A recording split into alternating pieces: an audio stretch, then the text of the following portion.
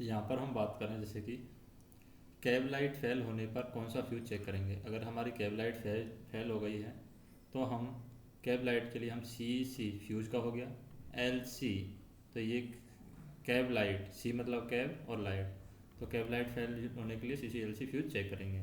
फिर marker light fail होने पर कौन सा फ्यूज चेक करेंगे, तो मार्कर लाइट के लिए सी सी फ्यूज हो गया। मार्कर लाइट तो फ्लैशर हम लाइट यूज कर सकते हैं, तो सी सी एल एफ, तो यहाँ पर आ जाएगा सी सी एल एफ यानी फ्लैशर लाइट। तो कैब के लिए एंड में सी आएगा और मार्कर लाइट के लिए एंड में एफ आएगा। तो मार्कर लाइट फेल होगी तो C C L F fuse check करेंगे। फिर डब्ल्यू ए जी 5E लोको में अंडर ट्रैक में कितनी जगह तेल देखते हैं, तो अंडर ट्रैक में अगर डब्ल्यू ए जी 5E में हम देखें तो यहाँ पर कितने पॉइंट पर तेल देखते हैं, 18 ऑयलिंग पॉइंट होते हैं, 18 जगह हम तेल देखते हैं। डब्ल्यू ए जी 5H ये तो है डब्ल्यू ए 5A, ये है डब्ल्यू ए जी 5H लोको में अंडर ट्रैक में कितनी जगह तेल देखते हैं, तो अगर H है तो H में हम देखते हैं 12 जगह तेल, जबकि A में हम देखते हैं 18 जगह तेल। QOP रिले सर्किट का अर्थ फॉल्ट बताती है, तो किस सर्किट का अर्थ फॉल्ट बताती है QOP रिले, तो अर्थ फॉल्ट बताती है कौन से सर्किट का अर्थ फॉल्ट बताएगी। तो QOP रिले है हमारी किस में होती है, ट्रैक्शन पावर सर्किट में होती है, ट्रैक्शन पावर सर्किट। तो ट्रैक्शन पावर सर्किट का अर्थ फॉल्ट बताती है QOP रिले। EM कॉन्ट्रैक्टर का वेज करना मना है, तो कौन सा EM कॉन्ट्रैक्टर है जिसको वेज करना सख्त मना है, तो वो है हमारा C118, इस कॉन्ट्रैक्टर को वेज करना सख्त मना है। गियर केस में प्रयोग होने वाला ल्यूब्रिकेंट, तो गियर केस में कौन सा ल्यूब्रिकेंट हम यूज करते हैं, तो गियर केस में होने वाला जो लुब्रिकेंट है वो है सर्वोकोट। क्या है, सर्वोकोट, ये है गियर केस में होने वाला लुब्रिकेंट। QOA सर्किट का अर्थ फॉल्ट बताती है, तो QOA है कौन से सर्किट का हमें अर्थ फॉल्ट बताएगी, तो ऑक्सिलरी सर्किट का ये अर्थ फॉल्ट बताती है। तो हम कह सकते हैं ऑक्सिलरी पावर सर्किट का अर्थ फॉल्ट बताती है, auxiliary power circuit, auxiliary power circuit का QOA है अर्थ फॉल्ट बताती है। फिर HVSI प्रोवाइडेड एट, तो HVSI हमारा कहाँ पर लगा हुआ है, तो HVSI है हमारा, वो हम कह सकते हैं MVSI पर लगा हुआ है। या हम HVSI ये स्विच है, तो कौन सी SI का स्विच है, ये RSI का स्विच है, HVSI RSI का स्विच है। फिर हम देखते हैं नेक्स्ट WG5 लोको में सेंटर पीवेट पर कितना % लोड आता है, तो सेंटर पीवेट की बात कर रहे हैं हम, तो सेंटर पीवेट पर 60% लोड आता है। और WG5 लोको में साइड लोड बैरियर पर कितना लोड आता है, साइड लोड बैरियर पर 40% लोड यहाँ पर आता है। नेक्स्ट हम देखें WAG5 लोको में बोगी में प्राइमरी व सेकेंडरी सस्पेंशन होते हैं, तो क्या बोगी में प्राइमरी और सेकेंडरी सस्पेंशन होते हैं WAG5 लोको की, तो यहाँ पर हम देखें ये प्राइमरी और सेकेंडरी सस्पेंशन यहाँ पर लोको की बोगी में प्राइमरी से सेकेंडरी सस्पेंशन नहीं होते हैं। C145 EPC टाइप का क्या है, कॉन्ट्रैक्टर है, तो क्या ये सही है, तो ये सही है, ये EPC टाइप का कॉन्ट्रैक्टर, ये कौन सा हमारा C145 EPC टाइप का कॉन्ट्रैक्टर है। फिर CCBA 16 एम्पियर का फ्यूज है, तो CCBA ये बैटरी का क्या है फ्यूज, और बैटरी का फ्यूज है वो 35 एम्पियर का है, तो ये 16 एम्पियर का गलत है, 35 एम्पियर का होता है CCBA फ्यूज। नेक्स्ट हम बात करें जैसे एडिशनल CCBA फ्यूज की रेटिंग 16 एम्पियर होती है, एडिशनल CCBA फ्यूज की रेटिंग कितनी होती है 16 एम्पियर, तो क्या ये सही है, एडिशनल CCBA फ्यूज की 16 एम्पियर रेटिंग होती है, तो ये यहाँ पर गलत है। एडिशनल CCBA फ्यूज की रेटिंग है यहाँ पर 35 एम्पियर होती है।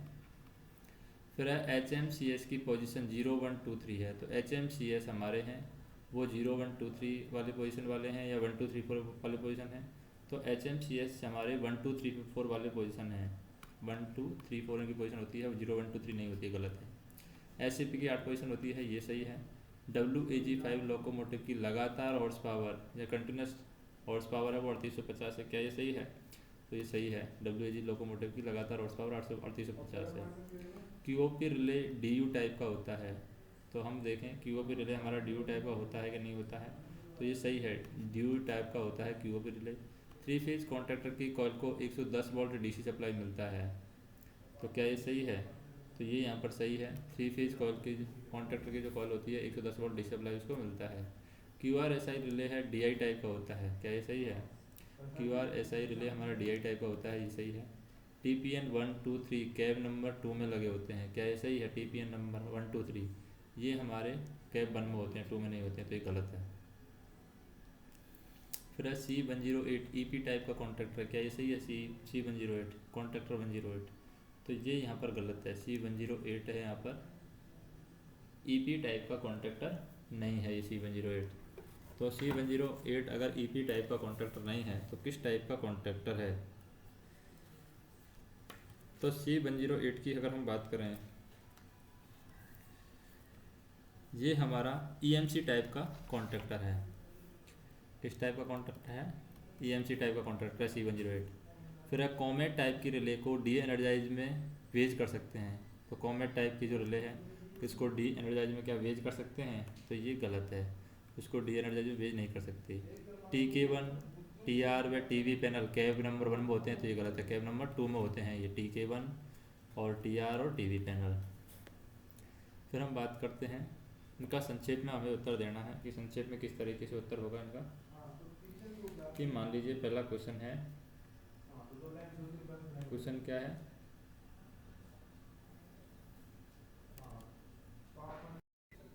तो जैसे ये क्वेश्चन है हमारा शॉर्ट क्वेश्चन कि लोगों का चार्ज लेते समय सहायक चालक की ड्यूटी क्या है?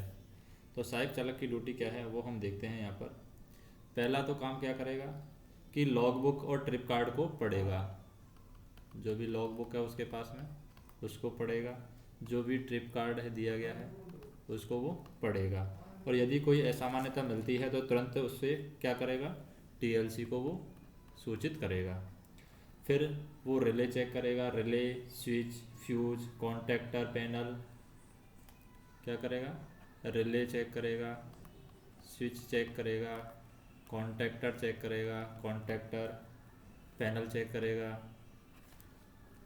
कॉन्टैक्टर पैनल के बाद में ऑक्सिलरी न्यूमेटिक कॉक की पोजीशन, ऑक्सिलरी और न्यूमेटिक कॉक की पोजीशन चेक करेगा, न्यूमेटिक कॉक की पोजीशन चेक करेगा, जो कि अंडर ट्रैकिंग जो अंडर ट्रक की जो फिटिंग है उसको भी चेक करेगा, अंडर ट्रैक की फिटिंग भी वो चेक करेगा।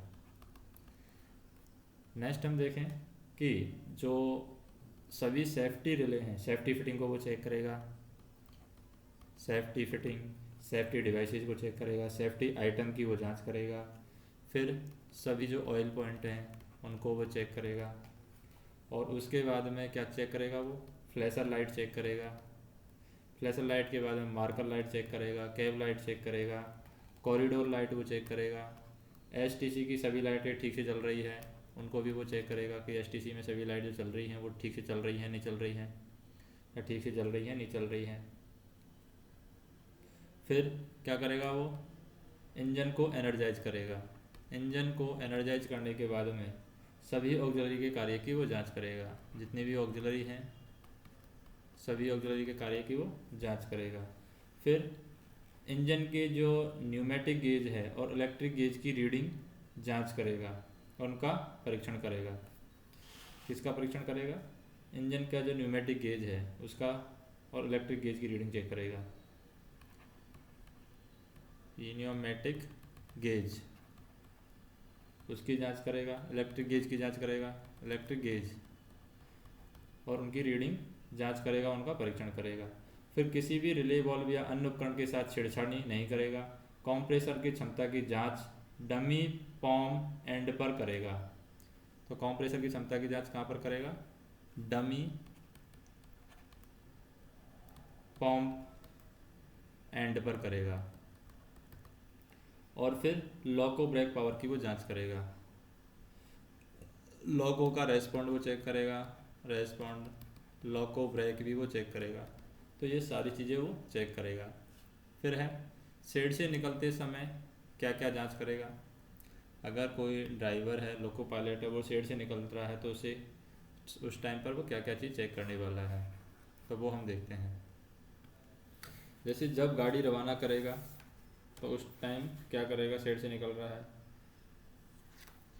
तो शेड से निकलते समय वो क्या करेगा, गार्ड के साथ घड़ी को मिलाएगा, यानी घड़ी का मिलान करेगा गार्ड के साथ में। खंड में लगे स्थायी और अस्थायी गति प्रतिबंधों को नोट करेगा, जो भी स्थायी और अस्थायी गति प्रतिबंध लगे गए हैं उनको नोट करेगा। ब्रेक कंटिन्यूटी चेक करेगा, ब्रेक कंटिन्यूटी वो चेक करेगा। और फिर ब्रेक कंटिन्यूटी चेक करने के बाद स्पीडोमीटर में प्रविष्टि दर्ज करेगा, स्पीडोमीटर में जो भी दिया गया है उसको वो दर्ज करेगा। फिर एनर्जी मीटर की चेक करेगा, एनर्जी मीटर, एनर्जी मीटर के बाद में उचित प्रस्थान पर अधिकार मिला है वह सुनिश्चित करेगा, उचित प्रस्थान पर अधिकार मिला गया है कि नहीं मिला गया है उसको वो चेक करेगा। फिर सिग्नल के संकेत को दोहराएं और गार्ड से ओवरराइड ऑल राइट सिग्नल मिलाएं, तो यहाँ पर गार्ड के साथ में वो ऑल राइट सिग्नल को मिलाएगा और सिग्नल के संकेत को वो दोहराएगा। फिर हम बात करें WAG5 लॉकों में तेल देखने के स्थान की बात करें। तेल हम कहाँ कहाँ पर देखते हैं WAG5 में, तेल देखने के स्थान हम देखें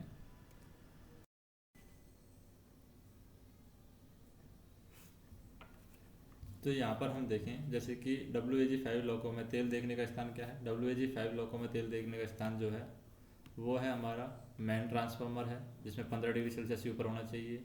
ग्रेजुएटर का जो तेल है -20 डिग्री सेल्सियस से +20 डिग्री सेल्सियस होना चाहिए। MCP में हम तेल देखेंगे, MCPA का यहाँ पर ही हम तेल देखते हैं। तो ये 4 स्थान हमारे WAG लॉकों में तेल देखने के स्थान हैं। टोटल वैसे तो 18 के आसपास स्थान होते हैं, 18-12 के आसपास। नेक्स्ट हम देखें फ्यूज बदलने का तरीका क्या है, क्या हो सकता है फ्यूज बदलने का तरीका। तो फ्यूज बदलने के तरीके की बात करें, सबसे पहले हम क्या करेंगे फ्यूज बदलने के लिए। सबसे पहले जब भी फ्यूज हमें बदलना है, डीजे क्या होगा, ओपन होगा, डीजे ओपन फर्स्ट स्टेप के अंदर, डीजे ओपन और पेंटो नीचे, पेंटो नीचे। अब हम क्या करेंगे, बैटरी सप्लाई को बंद करने के लिए HVA को हम क्या लाएंगे, 0 पर ले आएंगे, HVA होना चाहिए 0 पर। फिर HVA को 0 पर रखने के बाद में तीसरे नंबर पर हम फ्यूज को अलग करेंगे। फ्यूज अलग करने के बाद में यानी फ्यूज को सॉकेट से हम निकाल लेंगे, सॉकेट से अलग करेंगे। फिर चौथे नंबर पर हमें क्या करना होगा, HVA को 1 पर रखेंगे। जैसे ही फ्यूज निकाल लिया तो 1 पर रखेंगे, यानी फ्यूज नहीं होगा तो हम 1 पर रखेंगे HVA को, फ्यूज होगा तो 0 पर रखेंगे। फिर उसके बाद में क्या करेंगे, इस फ्यूज को निकाला है इसको हम ECC यानी टेस्टिंग सॉकेट में फ्यूज को लगाएंगे। किस में लगाएंगे, चेक करने के लिए। अभी जो फ्यूज निकाला है इसको हम लगाएंगे ECC यानी कि फ्यूज टेस्टिंग सॉकेट में हम लगाएंगे और जांच करेंगे। अगर ECC में जब हम लगाएंगे तो अगर हमारा LECC फ्यूज लैंप अगर जल रहा है तो इसका मतलब ये फ्यूज सही है, ठीक है। और यदि नहीं जल रहा है तो इसका मतलब ये फ्यूज ख़राब है। मान लीजिए कि यदि ये फ्यूज ख़राब है तो अगर ये फ्यूज ख़राब होगा तो नीचे से हम क्या लेंगे, सही फ्यूज उठाएंगे और फिर इसमें लगा देंगे। तो यदि फ्यूज ख़राब हो तो उसी कैपेसिटी का दूसरा अच्छा फ्यूज लेंगे और उसको ECC पर हम जांच करेंगे। दूसरा फ्यूज लेकर पहले जांच करेंगे, अगर जांच करने पर वो सही निकलता है तो उसके बाद में क्या करना है, सही निकलने के बाद में हमें क्या करना है, HVA जो हमने 1 पर रखा था, जांच करते समय 1 पर रखना है। फिर HVA को हमें क्या पर रखना है, 0 पर रखना है। तो HVA को हम 0 पर रखेंगे। 0 पर रखने के बाद में सॉकेट में अच्छे फ्यूज को रखेंगे और होल्डर को ठीक से कर देंगे। तो जब भी फ्यूज को रखेंगे तो HVA 0 पर होगा। 0 पर भी हमने निकाला था और 0 पर ही हम उसको रख रहे हैं। तो HVA को 0 पर रखने के बाद में सॉकेट में अच्छे फ्यूज को रखेंगे, होल्डर में ठीक से उसको कस देते हैं और होल्डर में जैसे ही उसको ठीक से कर देते हैं तो फिर क्या होगा, HVA हमारा 1 पर आ जाएगा। किस पर आ जाएगा, HVA हमारा 1 पर आ जाएगा। जैसे ही उसको ढंग से कर दिया, अच्छे से कर दिया तो HVA हमारा क्या आ जाएगा, 1 पर। HVA को हम 1 पर रख देंगे फिर दोबारा से कसने के बाद में, क्योंकि कसने के बाद में तो 1 पर आना ही चाहिए। अब HVA को 1 पर रखने के बाद में क्या करेंगे, जो भी काम हमारा पेंटो ऊपर कर लेंगे, डीजे क्लोज कर लेंगे, जो भी काम हमारा कर लेंगे और जो ख़राब फ्यूज है उसको हम यहाँ पर रख देंगे सॉकेट के अंदर, यानी कि फ्यूज रैक में रख देंगे। अब ये तो होगी हमारी पहली स्टेप। अब पहली स्टेप कंप्लीट होने के बाद में दोबारा क्या होता है कि ये फ्यूज है वो फ्यूज हो जाता है वापस से, दोबारा से जो फ्यूज हमने सही लगाया था वो वापस से फ्यूज हो गया है। तो वापस फ्यूज हो गया है तो हम क्या करेंगे, वापस फ्यूज हो गया है तो हमें क्या करेंगे, उसी कैपेसिटी का दूसरा फ्यूज लेंगे और उसी कैपेसिटी का दूसरा फ्यूज लेकर के पहले उसको टेस्ट कर लेंगे, निकालेंगे नहीं अभी, पहले उसको टेस्ट कर लेंगे। अब उसको निकालेंगे नहीं तो हम क्या करेंगे, यहाँ पर हवा जो स्विच है उसको ऑफ पोजिशन पर रखेंगे। दूसरी कंडीशन में अब हमें क्या करना है, हवा जो स्विच है वो ऑफ पोजिशन पर रखा है, ऑफ पोजिशन पर रख करके और एच को हम जीरो पर रखेंगे जब भी निकालेंगे, एच को जीरो पर, हवा को ऑफ पर रख करके। तो यहाँ पर हवा स्विच हमारा ऑफ पोजिशन पर रहेगा, एच को जीरो पर रखेंगे और दोनों काम करने के बाद में फ्यूज को होल्डर्स में ठीक से कस देंगे, क्योंकि एच जीरो पर रख दिया, एच जीरो करने के बाद फ्यूज निकाल कर जो ख़राब फ्यूज हुआ था उसको निकाल करके दूसरा फ्यूज लगा देंगे और ठीक से उसको कस देंगे और बाद में एच को फिर वन पर रख देंगे। फिर फ्यूज लगाने के बाद में यहाँ पर एच वापस से वन पर रख दिया जाएगा। एच वन पर रखेंगे, लो को एनर्जाइज करेंगे। यदि फ्यूज मेंटेन होता है तो हवा स्विच को ऑफ पोजीशन में रहने देंगे, यानी इसी पोजीशन में रहने देंगे अगर फ्यूज मेंटेन हो जाता है तो, और आगे काम करेंगे। और यहाँ पर काम करते समय हमें ये ध्यान रखना है कि कंट्रोल सर्किट की धुआं जलने की गंध आदि की बराबर हमें जांच करनी है। यहाँ पर कंट्रोल सर्किट में कोई प्रॉब्लम तो नहीं है, कंट्रोल सर्किट में धुआं गंध कुछ है तो नहीं है, वो हम जाँच करते रहेंगे। अब क्या होता है कि मान लीजिए हवा हमने ऑफ कर दिया, हवा का भी यूज कर लिया, फिर भी यहाँ पर फ्यूज मेल्ट हो जाता है, यानी कि फ्यूज वापस से फ्यूज हो जाता है, तो क्या होगा। अगर अब भी फ्यूज मेल्ट हो जाता है, इसका मतलब हवा को ऑफ करने पर भी अगर फ्यूज फिर से मेल्ट हो जाता है, तब कंट्रोल सर्किट में क्या हो गया है, तब हमें पता चल जाएगा कंट्रोल सर्किट में क्या हो गया है, शॉर्ट सर्किट हो गया है।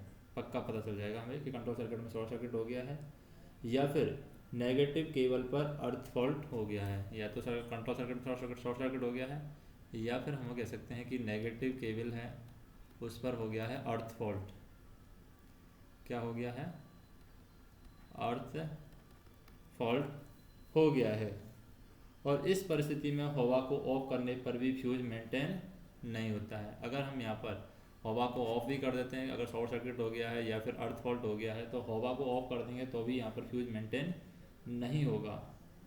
तो हमें यहाँ पर ये ध्यान रखना है कि यदि हवा को ऑफ पोजीशन पर रखने के बाद भी यदि एडिशनल CCVA, CCVA और CCPT और CCDJ फ्यूज होता है तो लॉकों को हम फेल करेंगे। जैसे कि हमारा हवा स्विच हमने ऑफ कर दिया और इसको ऑफ करने के बाद में भी अगर इनमें से कोई सा भी फ्यूज होता है, जैसे कि एडिशनल CCVA ये 35 एम्पियर के हैं, CCPT है पेंटो का फ्यूज है, CCDJ है डीजे का फ्यूज है, इनमें से कोई फ्यूज होता है तो हमें क्या करना होगा, लॉको को फेल करना होगा, लॉको यहाँ पर फेल करेंगे।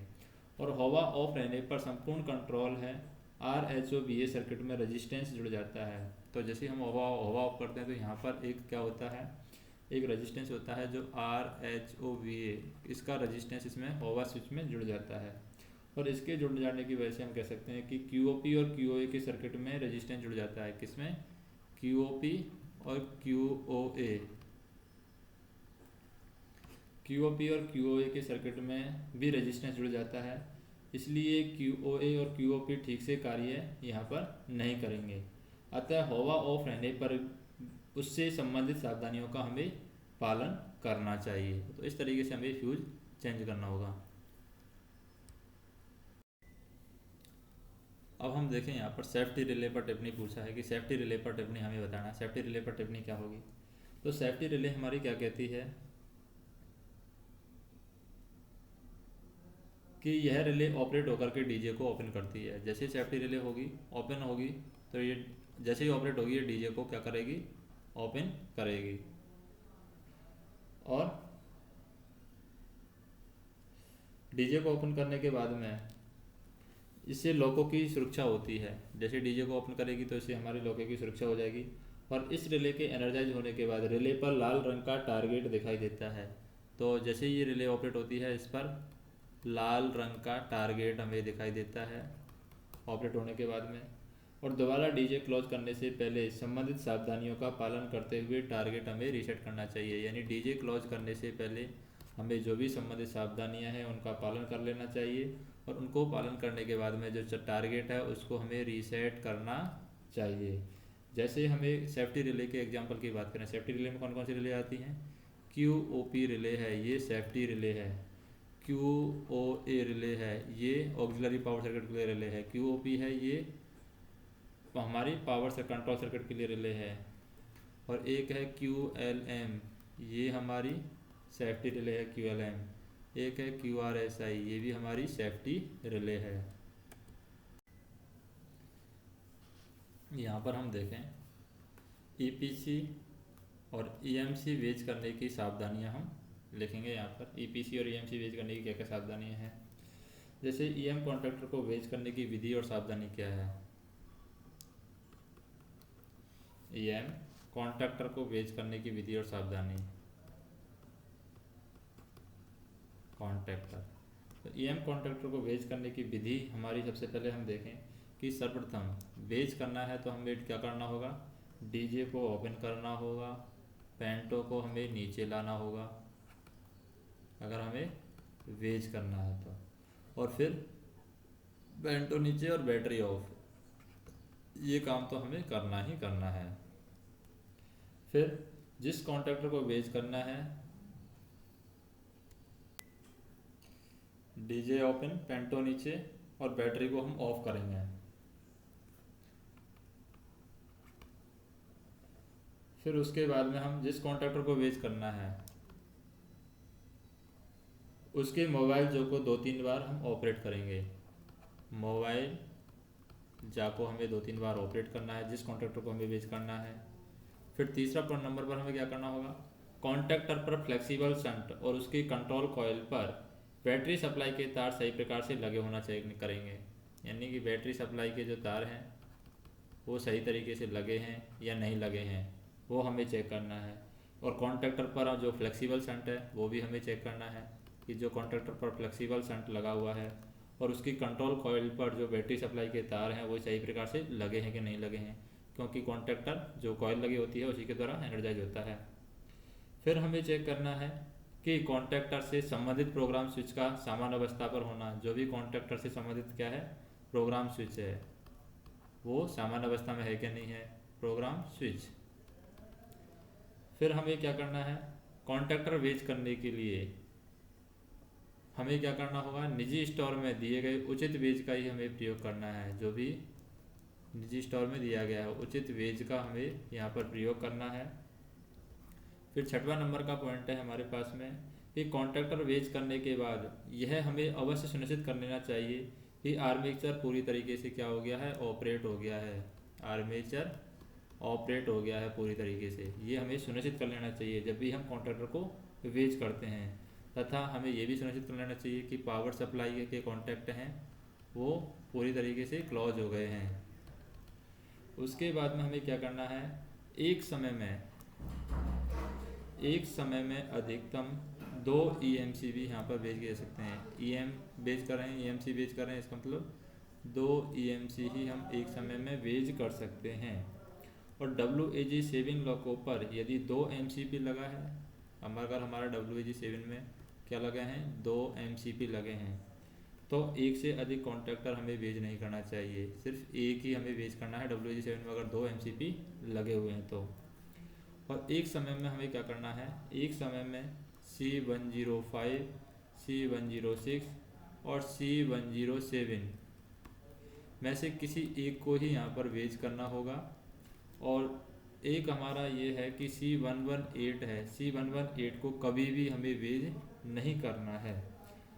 और उसके बाद में हमें क्या करना है कि कॉन्ट्रैक्टर अगर हमने वेज कर दिया है, जैसे EMC कॉन्ट्रैक्टर वेज कर दिया है, तो वेज करने के बाद में 3 फेज पावर सप्लाई के कॉन्टैक्ट टिप्स के बीच में एयर गैप रहता है, तो उस कॉन्टैक्ट को वेज हमें नहीं करना है। अगर वेज करने के बाद में अगर हमारे पास में 3 फेज पावर सप्लाई के जो कॉन्टैक्ट टिप्स हैं,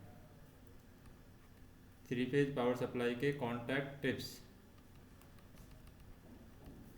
तो वेज करने के बाद 3 फेज पावर सप्लाई के जो कॉन्टैक्ट टिप्स हैं उनके बीच में अगर एयर गैप रहता है, क्या रहता है, कॉन्टैक्ट टिप्स के बीच में एयर गैप रहता है, तो उस कॉन्ट्रैक्टर को हमें वेज नहीं करना चाहिए, वेज नहीं करें।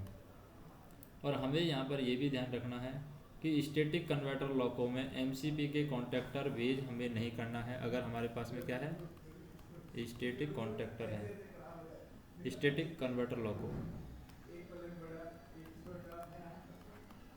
स्टैटिक कन्वर्टर लॉको में एमसीपी के जो क्या हैं कॉन्टैक्टर हैं, एमसीपी के कॉन्टैक्टर को हमें वेज नहीं करना है, वेज करना सख्त मना है।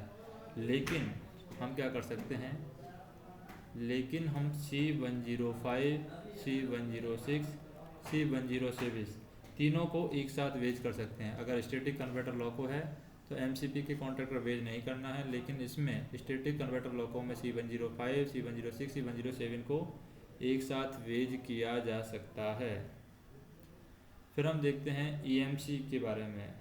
जैसे ये तो हो गया हमारा ईएमसी, कौन सा कॉन्ट्रैक्टर हो गया, ईएम कॉन्ट्रैक्टर को वेज करने की विधि और सावधानियाँ। अब हम देखते हैं ईपी कॉन्ट्रैक्टर के बारे में। ईपी कॉन्ट्रैक्टर को वेज करने की विधि और सावधानी क्या है।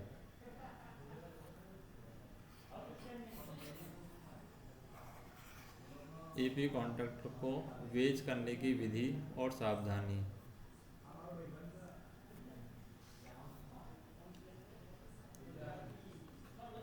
ईपीसी कॉन्टैक्टर इलेक्ट्रोन्यूमेटिक कॉन्टैक्टर है ये,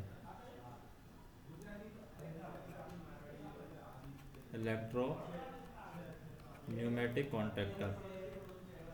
तो इलेक्ट्रोन्यूमेटिक कॉन्टैक्टर है, इसको वेज करने की विधि और सावधानियों हम देखें।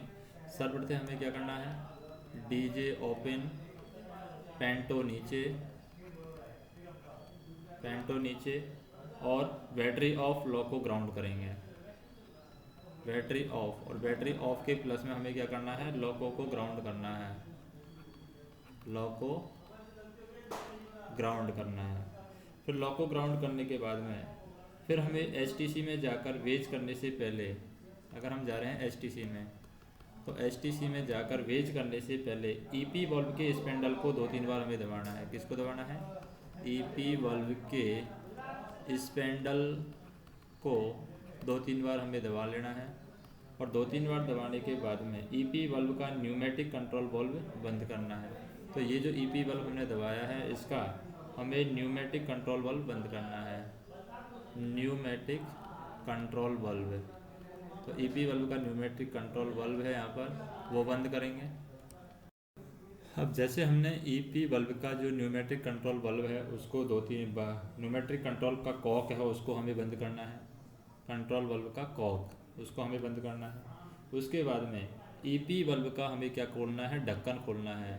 और ढक्कन खोलने के बाद उसके अंदर 1-2 सिक्के डालने हैं। और सिक्के डालने के बाद में उस कवर को दोबारा से हमें क्या करना है, फिट कर देना है। और उसके बाद में ईपी वाल्व का जो न्यूमेटिक कंट्रोल वाल्व बंद किया था, कॉक बंद किया था, उसको हमें क्या करना है, खोलना है। तो जैसे ही हम इसको खोल देते हैं तो इसको खोलने के बाद में हमें क्या होगा, कॉन्टैक्टर का क्लोज होना सुनिश्चित करेंगे कि हमारा कॉन्टैक्टर क्या हो गया है, क्लोज हो गया है। तो ये हम देखेंगे। फिर लॉक को जो ग्राउंड किया था उसको हम अनग्राउंड करेंगे। अनग्राउंड करने के बाद में हमें यहाँ पर सावधानियाँ क्या रखनी है, सावधानियाँ हमें ये रखनी है। पहली सावधानी तो एक समय में कितने हो सकते हैं, 2 ईपी कॉन्टैक्टर हैं वेज कर सकते हैं एक समय में, हमें 2 ही ईपी कॉन्टैक्टर यहाँ पर वेज कर सकते हैं। एक तो ये सावधानी रखनी है। दूसरी सावधानी हमें क्या रखनी है, दूसरी सावधानी रखनी है कि लाइन कॉन्टैक्टर के प्रत्येक ग्रुप से केवल एक ईपी कॉन्टैक्टर ही हमें वेज करना चाहिए। तो एक यहाँ पर ईपी क्या है, एक ईपी कॉन्टैक्टर, एक ईपी कॉन्टैक्टर ही यहाँ पर हमें क्या करना चाहिए, वेज करना चाहिए, वेज करना चाहिए। 1 ईपी कॉन्टैक्टर यहाँ पर वेज करना चाहिए लाइन कॉन्टैक्टर के प्रत्येक ग्रुप से। और थर्ड पोजीशन हमें याद रखनी है, लाइन कॉन्टैक्टर के अलावा अन्य ईपी कॉन्टैक्टर को वेज हमें नहीं करना है। अन्य ईपी कॉन्टैक्टर को हमें वेज नहीं करना है लाइन कॉन्टैक्टर के अलावा, ये भी हमें ध्यान रखना है। और लाइन कॉन्टैक्टर के प्रत्येक ग्रुप में से केवल एक ही कॉन्टैक्टर को हमें, एक ही ईपी कॉन्टैक्टर को वेज करना है। ये हमें सावधानियां यहाँ पर रखनी है। नेक्स्ट हम देखें यहाँ पर, जैसे कि एसी लॉकों में विभिन्न ईएमसी लिखे हैं, उनके नाम और कार्य प्रणाली संक्षिप्त में हमें बताना है। तो जो ईएमसी होती है इलेक्ट्रोमैग्नेटिक कॉन्टैक्टर हमारे पास में होते हैं, और यह एक 3 फेज ऑक्सिलरी मशीन को चलाने के लिए लगाए जाते हैं। किस लिए लगाए जाते हैं ये ईएमसी? 3 फेज ऑक्सिलरी मशीन को चलाने के लिए लगाए जाते हैं। और यह सभी कॉन्टैक्टर कैब नंबर 2 में होते हैं। कहाँ पर होते हैं? ये कैब नंबर 2 में होते हैं और TK1 पैनल में लगे हैं। और C118 को छोड़ करके ये TK1 पैनल में कैब नंबर 2 में लगे हुए हैं। और इन कॉन्टैक्टर को ओपन या क्लोज करने के लिए हमें बैटरी की जो सप्लाई है 110 वोल्ट DC सप्लाई की यहाँ पर इस्तेमाल किया जाता है। इन कॉन्टैक्टर को जब भी ओपन करना है, क्लोज करना है, उसके लिए हम बैटरी की 110 वोल्ट की DC सप्लाई का इस्तेमाल करते हैं। और इन कॉन्टैक्टर में एक कंट्रोल कॉइल होती है जो कि नीचे की साइड यहाँ पर इन कॉन्टैक्टर में एक कंट्रोल कॉइल होती है। और जब बैटरी की सप्लाई इस कंट्रोल कॉइल से जाती है, जब इस कंट्रोल कॉइल को हम सप्लाई से कनेक्ट करते हैं, तो इसमें क्या होता है? चुंबकत्व यानी कि मैग्नेट यहाँ पर बनता है। इस कॉइल के अंदर जब भी सप्लाई कनेक्ट करते हैं तो इसमें चुंबकत्व पैदा होने से ड्राइविंग मैकेनिज्म द्वारा कॉन्टैक्टर का मोबाइल जा ऑपरेट होता है। तो ये जो मैग्नेट बनता है, मैग्नेटिज्म के द्वारा जो कॉन्टैक्टर का मोबाइल जा है, कॉन्टैक्टर का मोबाइल जा, ये मोबाइल जा है, कॉन्टैक्टर का मोबाइल जा, ये ऑपरेट होता है। और जिसकी वजह से 3 कॉन्टैक्ट हैं यहाँ पर लग जाते हैं। अब इसकी वजह से 3 कॉन्टैक्ट लग जाने से यहाँ पर क्या होगा? 3 फेज सप्लाई संबंधित ऑक्सिलरी मशीन तक पहुँचती है। तो ये जब 3 फेज, इसकी वजह से तीनों कॉन्टैक्ट यहाँ पर लग जाते हैं। तो तीनों कॉन्टैक्ट लग जाने की वजह से यहाँ पर 3 फेज सप्लाई संबंधित ऑक्सिलरी मशीन तक यहाँ पर पहुँचती है। और जैसे ही 3 फेज सप्लाई है संबंधित ऑक्सिलरी मशीन तक पहुँचती है तो हम कह सकते हैं कि इनका कार्य कंप्लीट होता है। और यहाँ पर जो इलेक्ट्रोमैग्नेटिक कॉन्टैक्टर हैं उन कौन से हैं? C101 इलेक्ट्रोमैग्नेटिक कॉन्टैक्टर है, C102 है इलेक्ट्रोमैग्नेटिक कॉन्टैक्टर है, C103 है, C105 है, C106 है, C107 है और C108 है। ये इलेक्ट्रोमैग्नेटिक कॉन्टैक्टर हैं। और कुछ लोगों में C118 इलेक्ट्रोन्यूमेटिक कॉन्टैक्टर लगाया गया है। कुछ लोगों में है ये C118 है, ये कुछ लोगों में ही लगाया गया है।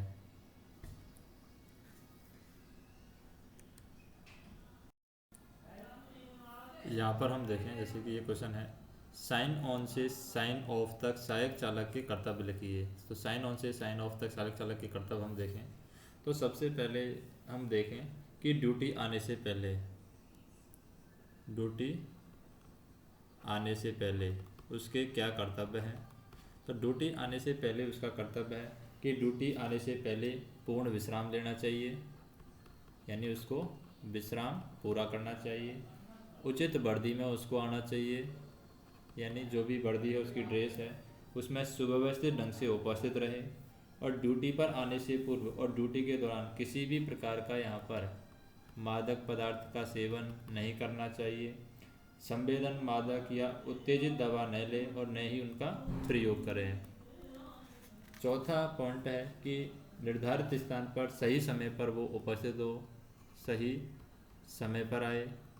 पांचवा है सभी सर्कुलर के निर्देश पढ़ें और उनका अध्ययन करें। जो भी सर्कुलर दिए गए हैं उनके निर्देश पढ़ें और उनका पालन करें। छठवां पॉइंट है यहाँ पर साइन ऑन करने से पूर्व क्या करना है?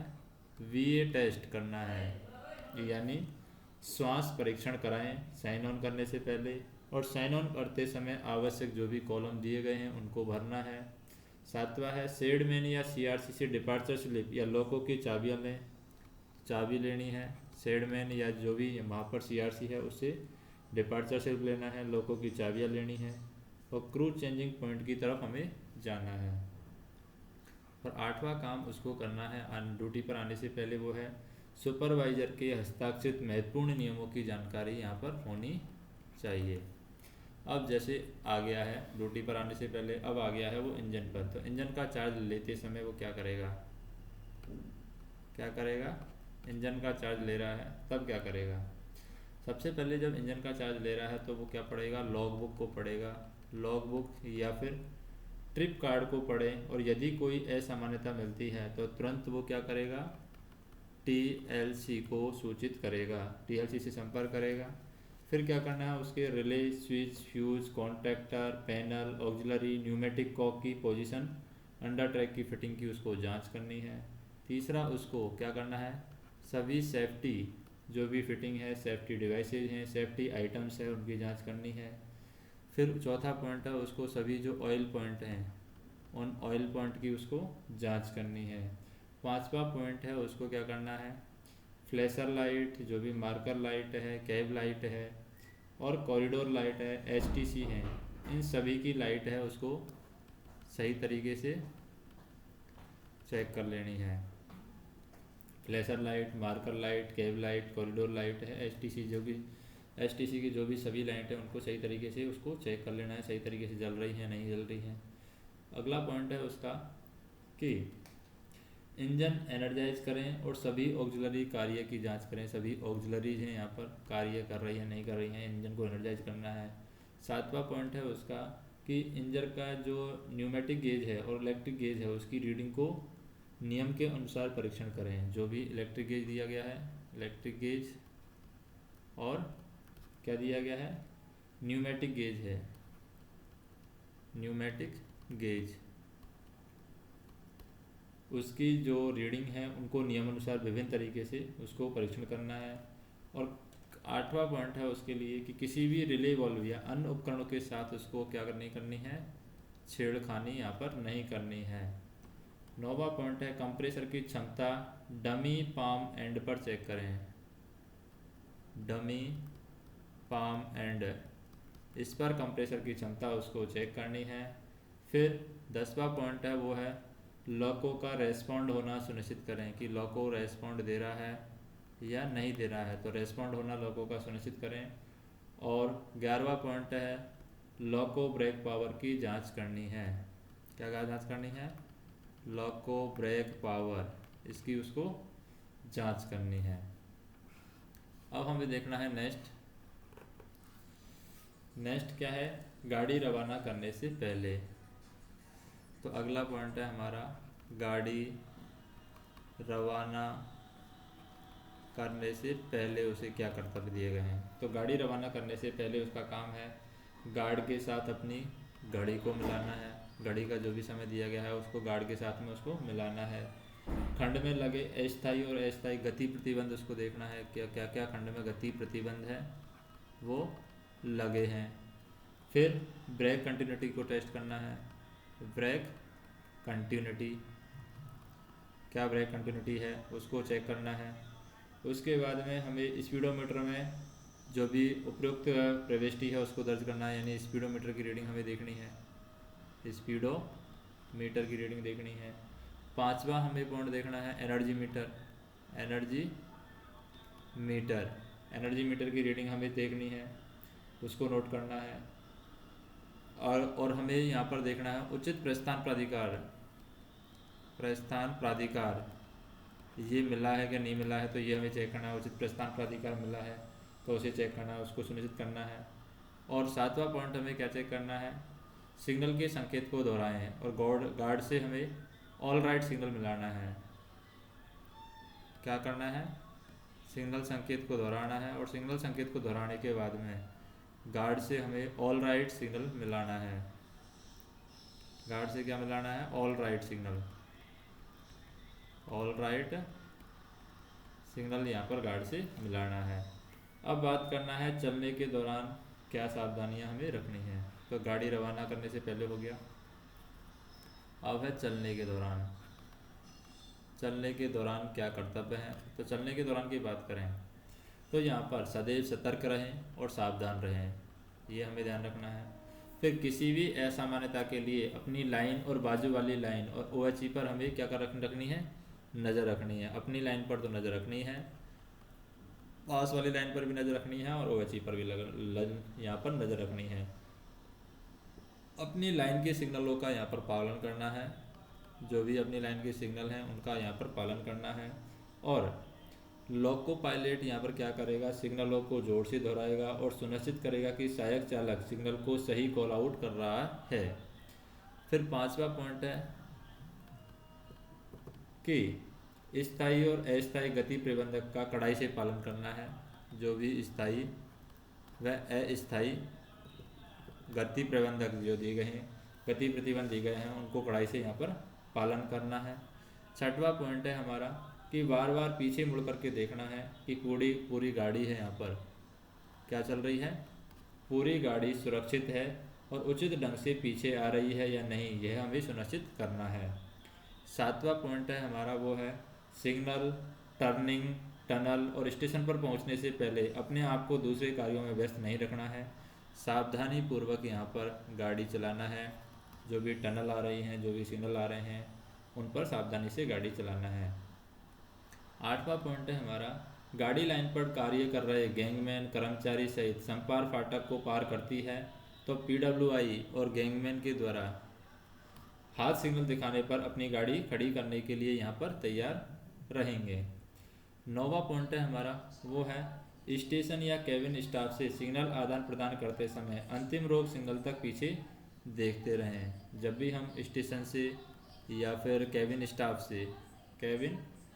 से अगर सिग्नलों का आदान प्रदान कर रहे हैं तो इनसे सिग्नलों का आदान प्रदान करते समय हमें अंतिम रोक सिग्नल तक पीछे देखते रहना है।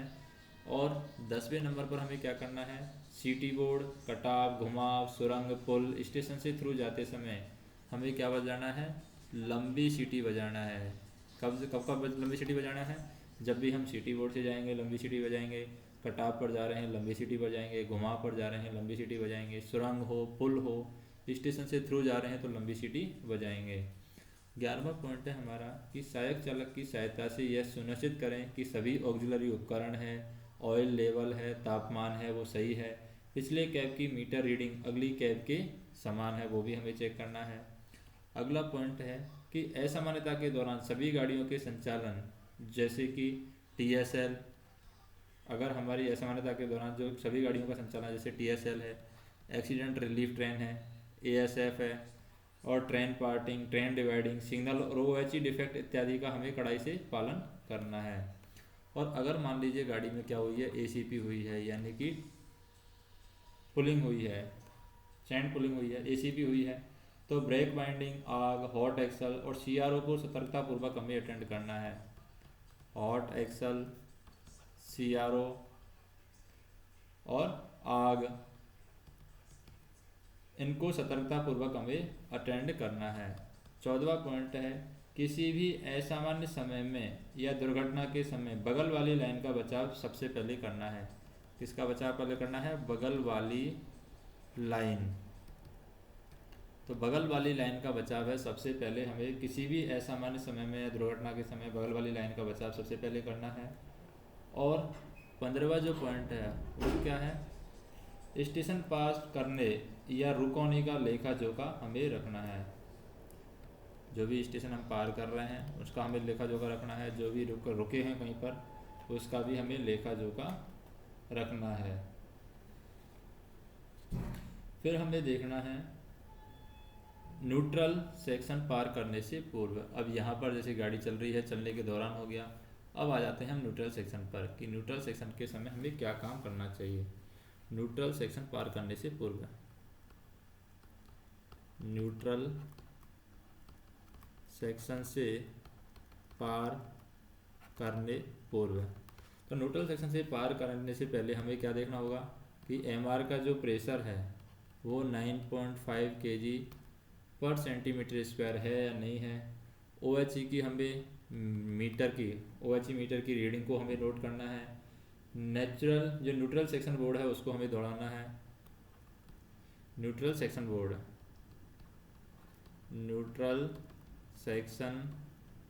बोर्ड को हमें दोहराना है। और हमें DJ ओपन करने पर सुनिश्चित करें कि LSDJ, LSCHVA, LSV तथा LSGR जल गई है, ये हमें सुनिश्चित करना है DJ ओपन करने पर। चौथा पॉइंट क्या है हमारा, DJ ओपन अगर कर रहे हैं तो DJ ओपन करने पर हमें क्या क्या चीज़ चेक करनी है। DJ ओपन करने पर हमें ये चेक करना है कि LSDJ, क्योंकि न्यूट्रल सेक्शन पार करेंगे उससे पहले DJ ओपन करने हैं हमें, तो LSDJ चल रही है ये हम चेक करेंगे। LSCHVA ये जल रही है, यानी बैटरी चार्जर का लैंप है वो जल रहा है, वो हम चेक करेंगे। LSV ये जल रहा है क्या, चेक करेंगे। LSGR जल गई है क्या, ये हम चेक करेंगे। और यदि डीजे लॉक होने का पता चलता है तो तुरंत पेंटो हम नीचे करेंगे। अगर मान लीजिए हमें पता चल रहा है कि डीजे क्या है, डीजे लॉक है, तो डीजे लॉक है, तो डीजे लॉक होने का पता चलेगा तो हम क्या करेंगे, तुरंत पेंटो नीचे करेंगे। तुरंत पेंटो को हमें नीचे लाना होगा। अब हम बात करते हैं न्यूट्रल सेक्शन पार करने के बाद। मान लीजिए न्यूट्रल, ये सब पूर्व की बात है। अगर बाद की बात देखते हैं कि न्यूट्रल सेक्शन पार कर लिया उसके बाद में क्या करेंगे। उसके बाद में जैसे डीजे ओपन किया था तो हम क्लोज करेंगे। सुनिश्चित करेंगे कि LSDJ, LSCHVA, LSV ये क्या गई हैं, बुझ गई हैं। जबकि डीजे क्लोज कर दिया तो ये बुझ जाती हैं। LSDJ, LSVA, LSCHVA, LSV हैं, ये बुझ जाती हैं। और फिर हम यहाँ पर OHE की रीडिंग नोट करेंगे, OHE मीटर की रीडिंग देखेंगे। और फिर उसके बाद में हमें क्या करना है, उपकरणों की जांच करनी है। रिले बोर्ड की जांच के लिए सहायक चालक को नियुक्त हम करेंगे। अब मान लीजिए कहीं पर हम रुके हैं तो उस दौरान हमें क्या क्या काम होना होता है। हाल्ट के दौरान, जैसे कि मान लो हम कहीं पर रुके हैं बीच में, तो हाल्ट के दौरान हमें क्या करना है, ब्रेक चेक करना है। नीचे उतर करके सभी रिजर्वायर का ड्रेन कर नमी बाहर निकालें। जो भी हमारे पास में रिजर्वायर है तो उन रिजर्वायर को ड्रेन करके हमें क्या करना है, नमी को बाहर निकालना है। लॉको और लोड के बीच कपलिंग सही होने की हमें जांच करनी है। इसकी जांच करनी है, लॉको और लोड के बीच, लॉको और लोड के बीच कपलिंग सही है, इसकी हमें जांच करनी है। लॉको को अनमेंड नहीं छोड़ना है। लॉको को क्या नहीं छोड़ना है, अनमेंड नहीं छोड़ना है लॉको को। और पांचवा हमें ये ध्यान रखना है, फॉलिंग मार्क क्लियर होना सुनिश्चित करना है। क्या सुनिश्चित करना है, फॉलिंग मार्क क्लियर होना हमें सुनिश्चित करना है। अब बात करते हैं ट्रिप पूरा करने के बाद क्या होता है। मान लीजिए ट्रिप पूरी हो गई है तो उसके बाद में क्या होगा। जैसे हमने क्या कर लिया है, ट्रिप पूरा कर लिया है, तो ट्रिप पूरा करने के बाद क्या क्या काम होता है। लॉक और अंडर ट्रैक की हम जांच करेंगे। किसकी जांच करेंगे, अंडर ट्रक की हम जांच करेंगे। लॉग को लॉग बुक भरेंगे, लॉग बुक यहाँ पर भरने वाले हैं, लॉगो लॉग बुक। स्पीडोमीटर का किलोमीटर हमें नोट करना है कि स्पीडोमीटर में कितना किलोमीटर दिया रखा है, स्पीडोमीटर। फिर इनकमिंग स्टाफ को इंजन हैंड ओवर करेंगे। क्या करेंगे, इनकमिंग स्टाफ को इंजन हैंड ओवर यहाँ पर करेंगे, इनकमिंग स्टाफ को। फिर यात्रा के दौरान पाए गए सिग्नल डिफेक्ट और ट्रैक डिफेक्ट को लॉबी में रखी रजिस्टर में हमें दर्ज करना है। जो भी यात्रा के दौरान जो भी हमारे क्या पाए गए हैं, सिग्नल डिफेक्ट पाए गए हैं, सिग्नल डिफेक्ट और ट्रैक डिफेक्ट पाए गए हैं, ट्रैक डिफेक्ट, उनको हमें लॉबी में रखे रजिस्टर में दर्ज करना है। ट्रेन रजिस्टर में प्रोग्रेसिव घंटे हमें लिखना है। जो भी हमारा ट्रेन रजिस्टर है, ट्रेन का जो रजिस्टर है उसमें हमें प्रोग्रेसिव घंटे हमें लिखना होगा। और सातवां पॉइंट है, साइन ऑफ के समय लॉबी में रखे विभिन्न रजिस्टर से संबंधित सभी विवरण की विस्तृत जानकारी हमें दर्ज करनी है। जैसे लॉको डिफेक्ट, सिग्नल डिफेक्ट, ऊर्जा खपत रजिस्टर आदि को हमें भरना है। यहाँ पर हम देखते हैं जैसे कि सेफ्टी फिटिंग, सेफ्टी डिवाइस और सेफ्टी आइटम हमें लिखने हैं। सेफ्टी फिटिंग में क्या क्या आता है, सेफ्टी डिवाइसेज में क्या क्या आता है और सेफ्टी आइटम में हमें क्या क्या आता है। तो सबसे पहले हम देखते हैं safety fitting. Safety fitting, safety fitting में सेफ्टी डिवाइस क्या आती है उसके अंदर, सेफ्टी डिवाइस। और फिर सेफ्टी आइटम क्या है, सेफ्टी आइटम। तो सेफ्टी फिटिंग में हमारी आ जाती है कि कैटल गार्ड वॉल्ट के साथ, ये हमारी आती है सेफ्टी फिटिंग में कि कैटल गार्ड है वो वॉल्ट के साथ है। और सेफ्टी डिवाइस में आ जाती है हमारी जैसे कि हैंड ब्रेक जो होते हैं वो सेफ्टी डिवाइस में आ जाती है। और सेफ्टी आइटम के अंदर आ जाते हैं हमारे जैसे कि अर्थिंग पोल, केबल है, अर्थिंग पोल और केबल ये हमारे सेफ्टी आइटम के अंदर आते हैं। सेफ्टी फिटिंग के अंदर हम बात करें, रेल गार्ड है बोल्ट के साथ में आता है, जैसे कैटल गार्ड आ गया बोल्ट के साथ में, कैटल गार्ड। दूसरा आ जाता है हमारे पास में रेल गार्ड है, वो बोल्ट के साथ में आ जाता है। सेफ्टी डिवाइसेज में हमारे वाइपर्स आ जाते हैं, वाइपर हमारा सेफ्टी डिवाइस है। और सेफ्टी आइटम के अंदर आ जाती है हमारी स्पेयर कपलिंग है, स्पेयर कपलिंग, ये हमारे सेफ्टी आइटम के अंदर आ जाते हैं। फिर बात करें, तीसरा हमारे पास में जो सेफ्टी फिटिंग के अंदर आती है वो है अर्थिंग स्टड फ्लाई नट के साथ, अर्थिंग स्टड। ये किसके साथ में आती है? फ्लाई नट के साथ में आती है, अर्थिंग स्टड फ्लाई नट के साथ में। सेफ्टी डिवाइसेज में आती है हमारी हॉर्न है, ये सेफ्टी डिवाइसेज में है। और सेफ्टी आइटम के अंदर आता है स्पेयर, बीपी और एफपी के जो स्पेयर हैं वो सेफ्टी आइटम के अंदर आ जाते हैं। फिर सेफ्टी फिटिंग के अंदर आती है सीवीसी लॉक पिन है, क्या आता है? सीवीसी लॉक पिन, ये सेफ्टी फिटिंग के अंदर आती है CVC lock pin. Safety devices के अंदर आती है हमारी हेडलाइट, ये सेफ्टी डिवाइसेज के अंदर आती है। और डेनोनेटर्स है, सेफ्टी आइटम के अंदर आता है, डेनोनेटर्स, ये सेफ्टी आइटम के अंदर आता है। पांचवा पॉइंट है हमारा वो है CVC lock pin, CVC lock pin होगी हमारी। फिर equalising safety bracket, equalising safety bracket है, ये हमारी सेफ्टी फिटिंग के अंदर आती है। सेफ्टी डिवाइसेज के अंदर आप बात करें हम तो वो आ जाती है फ्लैश लाइट, फ्लैश लाइट। और यहाँ पर सेफ्टी आइटम के अंदर आता है लेडर। छठवें नंबर की बात करें, ब्रेक असेंबली हैंगर पिन है, वो सेफ्टी फिटिंग के अंदर आती है, brake assembly hanger pin. Safety devices के अंदर बात करें, सेफ्टी डिवाइसेज के अंदर आती है हमारी मार्कर लाइट, मार्कर लाइट। और सेफ्टी आइटम के अंदर आती है हमारी फील्ड टेलीफोन है, क्या है? Field telephone. फिर सातवें नंबर पर हम बात करें, टाई बोल्ट कटर के साथ में है, टाई बोल्ट कटर के साथ। सेफ्टी डिवाइस, सेफ्टी डिवाइसेज के अंदर क्या आता है? सेफ्टी डिवाइसेज के अंदर आता है हमारा फ्यूज, ये सेफ्टी डिवाइसेज में आता है। और सेफ्टी आइटम के अंदर आता है अग्निशामक यंत्र है, क्या जाता है? अग्निशामक यंत्र, यह आता है सेफ्टी आइटम के साथ में।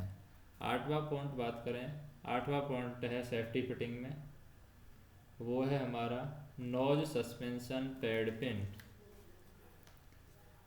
क्या पॉइंट है? Nose suspension pad pin, nose suspension pad pin है, यह आ जाता है हमारा सेफ्टी फिटिंग के अंदर, nose suspension pad pin. Safety devices के अंदर जो आता है वो आ जाता है हमारा रिले, सेफ्टी डिवाइसेज के अंदर आता है। और सेफ्टी आइटम के अंदर आता है हमारा वुडन वेज, वुडन वेजेस, ये सेफ्टी आइटम के अंदर आ जाता है। फिर है गियर केस बोल्ट है सेफ्टी पिन फिटिंग के अंदर, gear case bolt, gear case bolt है, ये सेफ्टी फिटिंग के अंदर आता है। फिर सेफ्टी डिवाइसेज के अंदर आ जाता है हमारा AFI, ये सेफ्टी डिवाइसेज के अंदर आता है। फिर यू क्लैंप है, ये हमारा आ जाता है सेफ्टी आइटम के अंदर। 10वां नंबर पे हम बात करें, गियर केस बोल्ट हो गया, गियर केस बोल्ट के बाद में ब्रेक पुल रोड है, ब्रेक पुल रोड।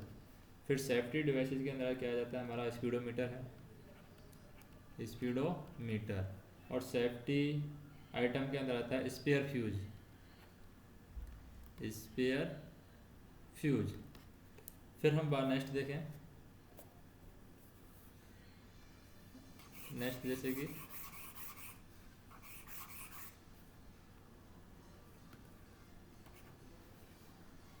अगला हम देखें यहाँ पर 11वें नंबर पर हम बात करते हैं जे सेफ्टी ब्रैकेट, क्या है? सेफ्टी डिवाइस में जे सेफ्टी ब्रैकेट।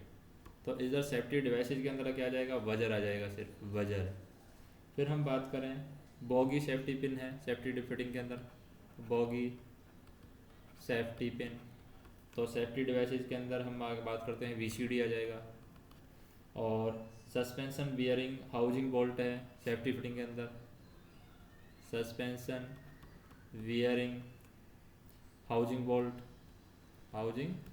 बोल्ट है। और brake cross tie bar safety chain के साथ में है, ये भी सेफ्टी फिटिंग के अंदर आता है। क्या है?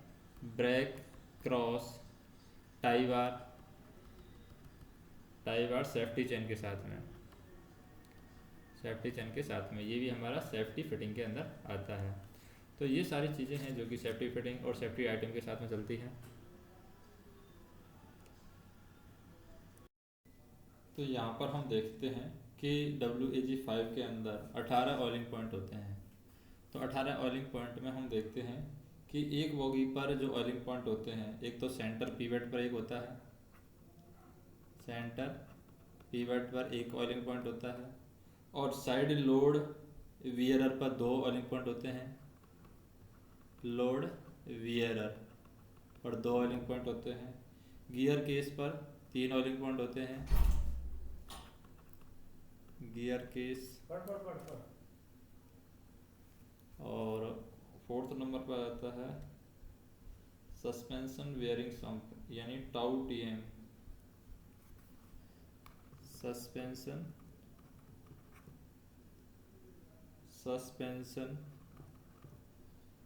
बेयरिंग सम्प, इस पर 3 ऑयलिंग पॉइंट होते हैं। इस तरीके से यहाँ पर ये हो गए टोटल 9 ऑयलिंग पॉइंट एक बोगी पर, तो दोनों बोगी पर 18 ऑयलिंग पॉइंट होते हैं। अब WAG-5 लॉकों में ब्रेक रैगिंग के पार्ट्स के नाम लिखना है। तो ब्रेक रैगिंग्स में कौन कौन से पार्ट आ जाते हैं WAG-5 में, वो हम देखें। तो ब्रेक रैगिंग के जो पार्ट्स हैं WAG-5 में, वो हैं हमारे, एक तो आ जाता है पहला नंबर पर ब्रेक सिलेंडर, दूसरे नंबर पर आ जाता है हमारा ब्रेक लीवर आ जाता है। तीसरे नंबर पर आ जाता है हमारा ब्रेक सिलेंडर के बाद में आता है पिस्टन रोड, पिस्टन रोड के बाद में आता है पिस्टन के बाद में आता है ब्रेक लीवर के बाद में आता है J1 लीवर जो है वर्टिकल वाला, J1 लीवर वर्टिकल। फिर आता है पिस्टन स्ट्रोक शू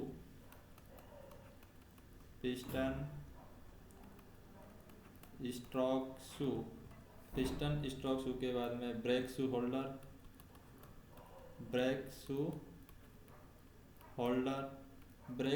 के बाद में ब्रेक शू,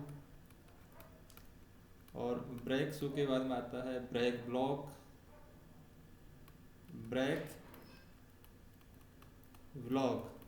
और ब्रेक ब्लॉक के बाद में आता है brake assembly hanger pin, brake assembly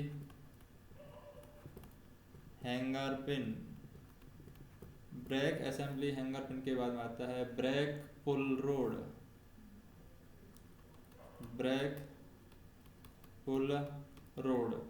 और ब्रेक पुल रोड के बाद में आता है J ब्रैकेट, क्या आता है J ब्रैकेट, और J ब्रैकेट के बाद में आता है टाई बार तथा सेफ्टी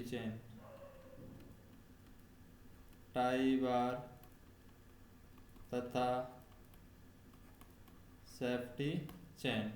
तो ये आ जाते हैं हमारे WAG-5 का जो ब्रेक रैगिंग के पार्ट्स हैं उनमें आ जाता है।